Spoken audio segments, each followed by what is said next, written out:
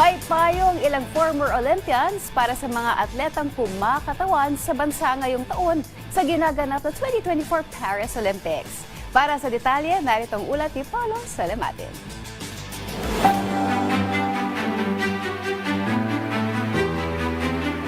Nagpaabot ng pagsuporta at pasasalamat ang ilang mga dating Olympians para sa mga atletang nagwawagayway ng bandera ng Pilipinas ngayong taon sa ginaganap na 2024 Paris Olympics.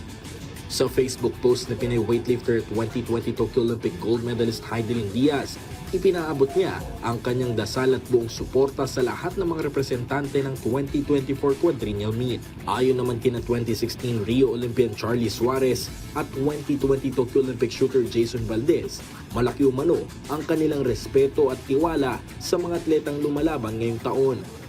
I'm really proud kasi as being an Olympian din, no, hindi lahat kasi nabibigyan nga ng chance makapag-Olympics. Aywan ko kung salita hindi lang ako yung nananalangin at sumusuporta para sa kanila. Kung Pilipino siguro sa anong sulok ng mundo ay nakantabay lagi sa laro nila. Nagbigay naman ng payo ang dalawang former Olympian para sa mga atletang hindi nagtagumpay na makakuha ng medalya para sa Pilipinas. It's not yet done. We still have some athletes to compete for our buying medals kasi nga we still have EJ, Kaloy is still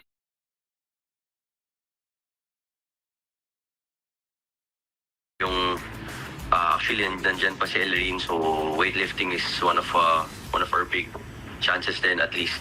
Ganun naman talaga ganun naman po talaga sa larangan ng boxing. Lahat po ay nananalo at hindi lahat din po ay natatalo.